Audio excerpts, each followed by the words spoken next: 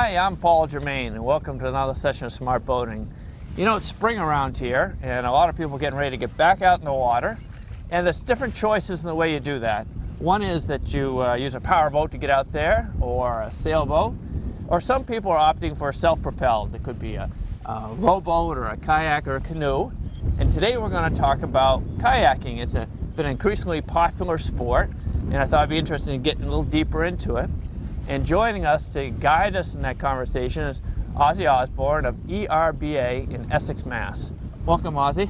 Thanks for having us, Paul. Hey, Ozzy, we've got a great show here today. But before we get into it, can you share a little bit with our viewers about your background boating in ERBA? Yep.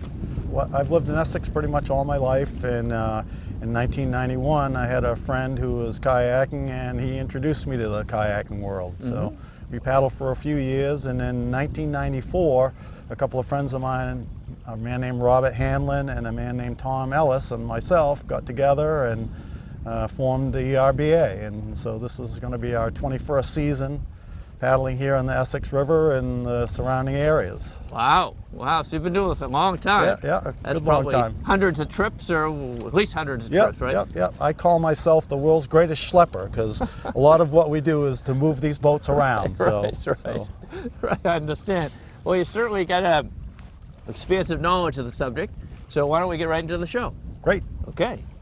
Well, Ozzy, you know, this whole topic of kayaking is a huge one, a lot of different aspects to it. We really can't cover all of them, but I think we can share some of the important highlights. And when I start thinking about the topic, I start to think about, you know, where did kayaks come from, how long they've been around, and has anything changed over the years in terms of popularity? Can you give us a little background? Yeah, kayaking has been around for around 4,000 years, and pretty much started out in the Arctic area, and the word kayak means either man's boat or hunter's boat. Interesting. And so they use the boats for transportation and hunting. Yeah. And then it's progressed, and in the early 20s and 30s here in the Cape Ann area, there was a significant amount of kayaking going on. Yeah. You know, this is a place called Canomo Point here in Essex, and not every cottage, but most every cottage had one of these. Oh, really? And they were wood framed and skin boats. Yeah. But with the advent of small motor boats, they sort of went by the wayside. It was easier for people to motor around. But in the mid 70s, there was a resurgence in these kayaks, and a lot came from these lighter materials and a lot more accessible for people, and outfits like ours that introduced a lot of people to the sport. Oh yeah. Now you, because you give tours and training and all that, you come across a lot of people involved in the sport. If there were 3 or 4 primary reasons why you find that people go kayaking these days, does some stand out for you? Yeah, there's a lot of people that are looking to get out into nature a little bit more. You know, people that are looking for exercise, just a little time out, a little peace and quiet away from the normal hustle bustle of everyday life that we have today, which is sort of 24/7. We're attached to these electronic things, and so to have time away from that is really kind of neat. And you know, John Muir, one of his big things was that he thought people needed to be out in nature some, out in quiet places, away from everyday hustle and bustle. Yeah. Oh, absolutely. This is a good way to do it. It is. Yeah. Ozzy, you know, when you look at kayaks and you're trying to figure out what's the right one for you, I would guess that the first thing you have to look at is what the body of water is that you're going to be traversing. Is that true? That's right. That's right. Very much true. Actually, when people go to pick out a boat, they want to determine what kind of paddling they're going to be doing. Yeah. And there are really 3 different styles of boats. There's a whitewater boat that's meant for fast-moving water. We're not too involved in that sort of boat, because it's really whitewater rivers up north of here. But we do have lots of you know, closed areas, ponds, lakes, slow-moving rivers, and even these estuaries in some cases. And so what's really popular are these what they call recreational boats. Okay. And they're typically wider and shorter. They range anywhere from 8 to 12 feet. Okay. They have pretty big open cockpits, so they're comfortable. People that are nervous about being in a boat get really comfortable in these boats. They have great seating systems. Okay. So they work really well, and they're stable. But they're a little slow. Okay. So the next move up would be to go into these this one over here, touring boats. Okay. You know, sea kayaks and light touring boats. And they're typically a little longer. They range anywhere from 12 feet up to 17 feet. Okay. And they're narrower? They're a little narrower. They Yeah. have a smaller cockpit size. Okay. Typically, they have these bulkheads in them, Yeah. which are watertight, so Okay. the boat's a lot safer in open water. You can put a skirt on them, which keeps the water out of the cockpit. Right. Makes them a little bit more performance orientated. Now, is this a little faster? Considerably faster. Oh, it is. Okay. Because you gain a lot of speed from length and width of hull. So the narrower the boat and the longer the boat, the better the glide, the faster the boat are. Okay, The okay. boats become. Okay. All right. So then the other thing that is involved in that is different materials. Oh, okay. And so what's become very popular because they're very economical is this rotomolded plastic Yes, boat. yes. Right. So you'll see lots of them. They're very colorful, so safer on the water, Yeah. more visible. That's what this one is right here. Yes, that's what this is. Yeah. And then what you have next to that is a sea kayak. This one over here? This is a true sea kayak. Yeah. And this is made of a carbon light material. So it's pretty narrow. It's in the 21, 22 inch range. Okay. So very narrow. Takes some skill level for someone to be comfortable in this boat. It's more tender. It's more Right, tippy. right, exactly. Yeah. But that also gives it much greater performance. Okay. So it's a better fit. Someone that's into this boat fits with the boat really well. So the fit is really important so that when people are, making this little move, the boat's moving right with them. Yes. So- Yes. So, and this is made out of carbon light. They have boats that made out of fiberglass and some boats made out of Kevlar. And, Okay. they get more expensive as the material becomes more detailed to build. Right. But, you can get them lighter and faster. And it makes them more maneuverable, makes them better performance, and Yeah. also makes them more easy to handle, putting on and off of a car, because transport's an issue with a lot of different people. Oh, yeah, So yeah. those factors play into what people want for a boat. Okay. All right. So it's not just about what they want to do with it, but it's how they're going to handle it. Because if they can't put it on top of their car, they're Right. not going to use it. Right. Good point. So they want something that's very usable for them. So a lot of these boats have become very popular because it used to be that it was either a sea kayak or it was a recreational boat. But what's happened is there are a lot of people really interested in the sport. So these lighter touring boats are Right. a little bit more stable. Right, We can right. show one of these hulls because Yeah. these hulls have a really good characteristic to them. Okay. And so typically you want a boat that has a hull that has some V shape to it because that allows it to slide through the water really nice and easily. Yeah. But in this boat you also have these little hard shines. Yeah. Yeah. So when the boat starts to roll up onto an edge, it hits Yeah. this little flat spot and Yeah. becomes really stable. Okay. And so we call these very user-friendly boats. Yes. And Yes. so, Yes. So they become very popular. The sea kayak still has its place, but these light touring boats are sort of taken over the market Oh, because okay. anybody can use them. Right. They take a little bit less skill, Yeah. but people can have a really great time in them, you Yeah. know? And they're safe because they have these bulkheads. They have all the kinds of these deck riggings. What's become very popular as well is this rudder system. And this is a foot control rudder system. So they can steer the boat just simply by pushing on one foot or the other. Right foot to go right, left foot to go left. So it takes a lot of the skill level out for people. So again, people with less experience can really get into the sport and really have a great time with it. Okay. Now, Ozzy, obviously, when you go kayaking, a good paddle is an important part of the equation. Certainly is. And we've got a gang of them here. This one here is probably the least expensive of the bunch, right? It is, it is. That's an aluminum paddle, shafted paddle with an injected molded blade. It weighs just a little over 2 pounds, so it's pretty light. You can buy paddles less expensive, but they weigh a lot. Okay. So we go to the first level of paddle that gets us a paddle that's light enough for someone to be able to paddle for an afternoon. Paddle strokes is about 1,700 strokes a mile when you're kayaking. So if you're going to go several miles, you're going to be paddling a lot of paddle strokes. So it's good to have at least a decent paddle to start out with. So this is the entry level. It's got the aluminum shaft and with this is Injected molded blade, yes. Okay. Yep, All right. Yep. And yeah. All right. Well, let's look at the next step up. Okay, and then the next step is a carbon shaft with an injected molded blade. Still pretty light. Has a lot of good characteristics, a really solid shaft that feels like a one-piece paddle. It's actually a take-apart for easy transport and storage. Okay. But it also has an injected molded blade, so it's a little weighty out on the blade part of it. Oh, I see. Okay. So it's a little bit more efficient than the aluminum shafted blade. Yes. ergo the added expense. Quick question. Is the blade supposed to flex when you put it in the water? Does that have an impact on the paddle, or do they all stay about the same shape and dimensions as they're being used? Well, the injected molded blade has a little bit of what they call flutter in it. Yeah, okay. Because it's a little flexible. So as we go up in levels of paddles, you're going to gain some stability and some stiffness to the blade, which helps it. I see. And we'll talk about that when we get to this next paddle. Okay, so that's So the the second one. next paddle is, again, a carbon shaft and a fiberglass blade. Okay. And so the fiberglass blade is extremely light. So this is a paddle that weighs under 2 pounds. So really easy to use. Yeah, I can feel the lightness. A good stiff shaft. Yeah. But also a really good stiff blade. Okay. Also a very thin blade. And the reason for the thin blade is that it enters the water more easily than the heavier blade, and exits the water more easily. It has float in it. So with the float, it wants to come out of the water as easy as it goes into the water. So that helps a lot. And so the expense is really in the fact that it's a fiberglass blade versus the injected molded blade. Okay, all right. So you get better weight, you get better usage, more efficient. So you could feel the difference using this Considerable and the other difference. one. Yep. Okay. Yep. And you've got one more there. Yeah, this is the high end of paddles right here. This is the carbon blade and the carbon shaft.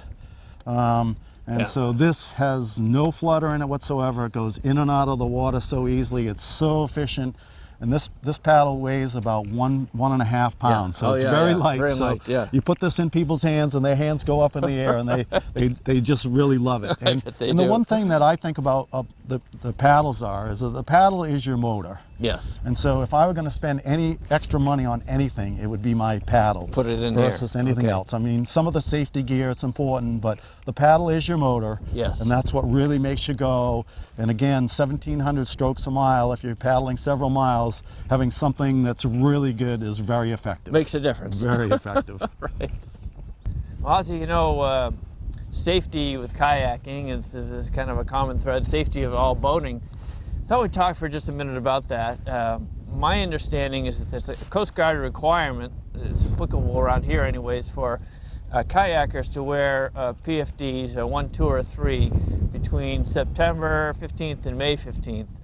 Are you familiar with that regulation? Yeah. And what's your perspective on PFDs and that sort of thing with kayaks? Yeah, there is some Coast Guard regulations about having a PFD, but what we feel is that some people have their PFD and put it on the deck of their boat. And we feel like that if you're going to have a PFD, you might as well wear it. Right, we're not trying to rescue the boat, we're trying to rescue you, right? Right. Especially here, today we're experiencing some wind, so if by any chance something happened and we were out of our boat could get blown away from us pretty quickly, and then we'd be without it. Right. So we feel it's very, very important that you not only do you have it, but wear it. You wear it. Now these are a little different. I think you were talking earlier, a PFD the kayaker might wear has a little different cut oftentimes? Right. These are specifically for kayaking, and they're cut high so that when you're sitting in the boat, the seat's not impacting the boat, the PFD. Yeah.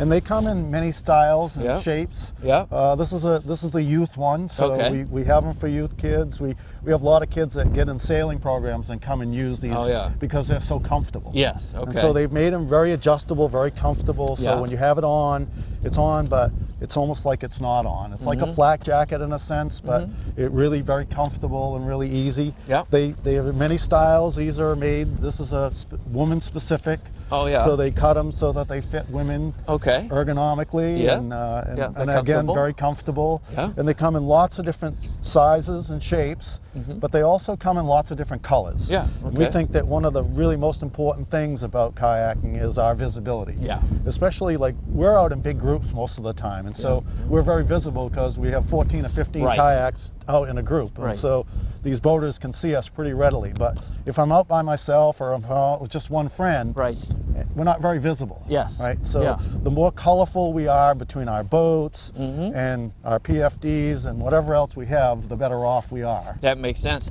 What other type of safety gear? Is it a good idea to maybe bring a whistle or a light, or are those things you should have? Yeah.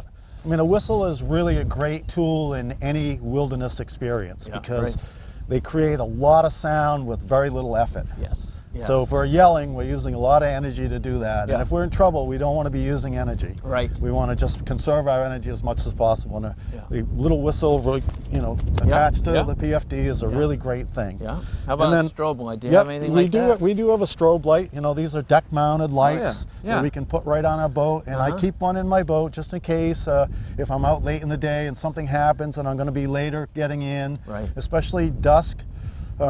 We become less visible. So to have a light so that somebody, in a motorboat will be able to see me would be a really good idea. Yes. So I keep one in my boat Yeah. and use it when I need to. I also keep a first aid kit with me. Oh yeah. Just a small little first aid kit just for things like blisters, being on the beach, a cut, just, so that, I can take care of things as needed. Yeah. Very simple. And then we have a pump. Can you reach behind you there? It got blown away from us here a little bit. Yeah. A bilge pump. This is a high volume bilge pump. So if we get water in our boat or if our boat flips over and we want to get rid of the water. Yeah. Again, we talked about these boats having bulkheads. So when they flip over, if I can get back into the boat in any number of ways, it's pretty easy for me to pump out the water. Yes. Because of the bulkheads, it's only getting about 40% water right in the cockpit and trapping about 60% air. So a good high volume pump gets the water out very quickly and gets me on my way. Okay. And today, we used to tell people don't bring cell phones at all, but cell phones have really great features today. Yes. They have GPS in them. Weather. You can find your weather. And so, they have these little dry bags for them so you can keep them safe, and they really work really well. They can be attached to the deck of the boat, the little deck cords on the boat, so you can readily get at them. Oh yeah. So we think they're a really good tool these days. Well, here we are, and we're ready to launch. Can you tell people a little bit about the process we're going to be watching here? Yeah, Spencer here is going to launch his boat off into the water, and then the way Spencer gets into his boat is he straddles his boat and he uses his paddle as a little bit of an outrigger to give him a little stability. Let's see that while we're talking. So, and this is a plastic boat, so we don't have to worry about it very much, but if it was a fiberglass boat, we want it fully floating. We wouldn't want to be scratching it on the bottom here. So I see he's using the lever type thing there. Again, a little bit of an outrigger. And Spencer has a spray skirt on today because he's dressed for cold water. He also has a full dry suit on here, so he can be immersed in the water and still, with his thermal protection from underneath, stay warm and comfortable and safe. So now he'll just put the spray skirt right around the rim of the cockpit of his boat. Yeah. And that'll keep the water out of his boat. If you were out on the ocean today, it's pretty rough out there. Yeah. This would be a really good device to have. Oh yeah. Okay, so then he's going to paddle away and he's going to show us some basic paddle strokes here. Okay. And it's a forward stroke. You notice he's angling his boat a little bit. That's how he turns his boat. Yeah. We talked about the rudder earlier, but Spencer has a lot of skill.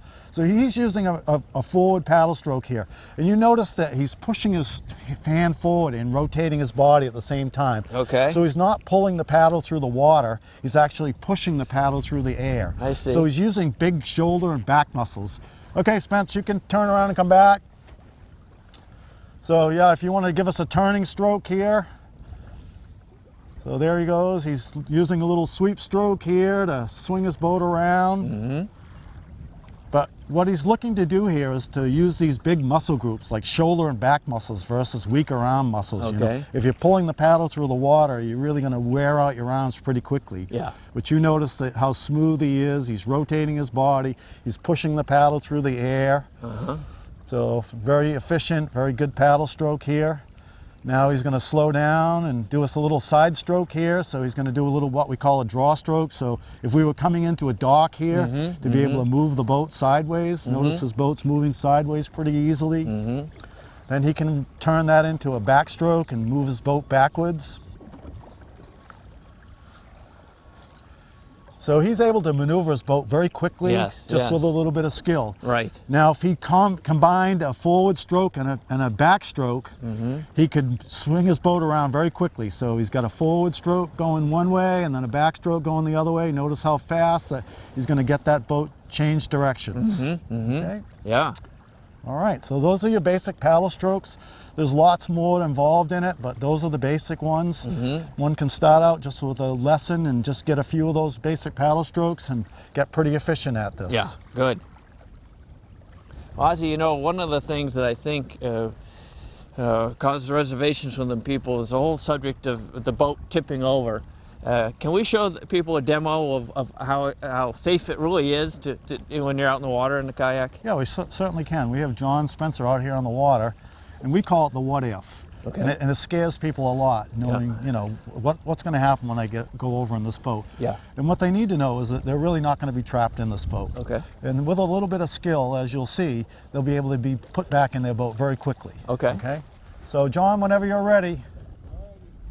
So John's going to flip over pretty easily. All right, so you can see he's now out of his boat. Okay. Okay, and Spencer's come right up to him very quickly. Now he's going to line himself up with the bow of the boat. I see. He's going to have John go to the back of the boat. He's going to pick the boat and pull it right up over the bow of his boat. Okay. And he's emptying the water out of the boat right now. All right. Now the boat's pretty emptied of water. So John's going to retrieve his paddle here. Yeah. Yeah. And Spencer's going to pull his boat right up alongside his, and he's going to lean onto the boat. He's going to support the boat. Oh, I see. And then John's going to swim belly up onto the bow, onto the stern of the boat there. Okay. So here he goes. So Spencer's stabilizing the boat. John's up on the belly of the boat, and you can see John's a pretty big guy. He is a big guy. And so this is a pretty easy thing to do. Now he's stuck his feet back into the cockpit of the boat. All right. He's going to turn facing away from Spencer. Again, Spencer's hanging onto the boat, making a stable little swim platform to swim up onto. Now he's back into his boat safely. He has virtually no water left in his boat. Wow. So that's what we call a TX rescue. It's a aided rescue, very simple to do. Once a person's done it once, they'll be able to do it forever with very little practice. Right. And little kids can put someone like John back in the boat. Really? Just because they can lean onto the boat. When they pull the boats tight together, they're creating a really stable platform for them to be able to swim back up onto. Okay, and then they're all ready to go back out to enjoy the experience. Right, and you can see that took less than a minute. Yes. So very quickly he was out of the boat, very quickly he was back in the boat. Okay. Well, Ozzy, you know, there's different types of safety procedures. What's the one that's going to demonstrate here now? Spencer's going to demonstrate an Eskimo rescue, an Eskimo roll, excuse me. This is a skill level rescue, self-rescue. There you go. So it takes a little learning experience with that, but it's the best and ultimate, and you can see how fast that he was over and back in, upright, and didn't have to exit his boat. So very comfortable, easy. Yeah. Yeah, that's a great thing to know. Yeah. Yeah. So that's very the safe. ultimate. It It's is very safe, isn't it? Yeah. The experienced paddlers, lots of experienced paddlers have good solid Eskimo rolls. Yeah. Ozzy, you know, kayaking is certainly a fun sport, and if someone wanted to get started in it, what would they do? Go to a local kayaking center and take lessons, or what do you recommend? When we started this in 1994, we thought a lot about how to do this, and most places were having people go take a lesson first. And we thought that getting a first experience would be better and open them up more to take a lesson and get more out of the lesson. Okay. And the boats are so stable these days that people can get right in them with little or no experience, especially with this foot control rudder system, allowing them to steer the boat and not be pushed around by the wind. And get a good first experience and sort of decide whether they really like it or not to begin with. Some people, it catches them right off the bat. Right. Its danger isn't to your health and well-being, but to your pocketbook, because it's very captivating. Some people get right in these boats, and the minute they're in it, they know it's for them. Yeah. And once they realize how stable they are and how efficient they are, then it really catches them, and they really know that that's what they want to do. And then when they go to take a lesson, they're really more open to really hear what the lesson is all about and really take it for what it's worth. Right. So we think just a guided tour to begin with is really a good way to go. Yeah. The guides are going to keep them safe. Yeah. Take them to places that are beautiful, and again, keep them safe and show them sort of the ins and outs. Yeah. And then after that, if it's something they really like, they can take a lesson from any number of places. We offer a lot in the way of lessons. And it's a great way to go. Okay. Okay. Ozzy, when people are considering a new sport or hobby, oftentimes they wonder, well, how much will it cost me? And there's components. To go kayaking, you need a boat, you need a paddle, safety gear. What are some things people should think about in terms of cost in getting involved in this activity? It can be pretty inexpensive, especially when they look at recreational type boats. You know, the boats range anywhere from $300 up to $600 or $700. Mm-hmm. You could get them used for somewhere around 40% off of that. Wow. You know, your PFDs, you can buy them as inexpensive as $30 or $40, and you can spend $100 and some odd dollars for, you know, more elaborate, more comfortable ones. Mm-hmm. Paddles, they range anywhere from $30, but the $30 paddles weigh a lot. Right, right. Then you can spend as much as $400 or $500 on a paddle, and there are paddles within all of that range. Mm-hmm. Mm-hmm. And then when you get up into these sea kayak boats, some of these boats are in the $1,000 range without a rudder, and then they're $1,100 to $1,200 with a rudder, and then they range up to like $1,600 to $1,700 for that same kind of boat, a 16 to 17 foot boat. Okay. If you got into a composite type boat like this red one here, this boat here is in the $3,000 range, and you could spend upwards of $4,000 or $5,000 on a boat, depending upon the design and the manufacturing and the hull components. So, you know, the type of material, and then there are used boats out there. Right. You know. So probably the best idea is go take a lesson or take a tour, and then see if you like it, and then home in a boat, and maybe even start with a used boat to, again, you see how much you use it, and then graduate to a more expensive newer boat if it's the right thing for you. Right. Ozzy, it's hard to believe, but we've got to wrap up the show today. And we've covered some ground. We got into kayaks, a little bit the history and why people like them. It's a time out, as you say.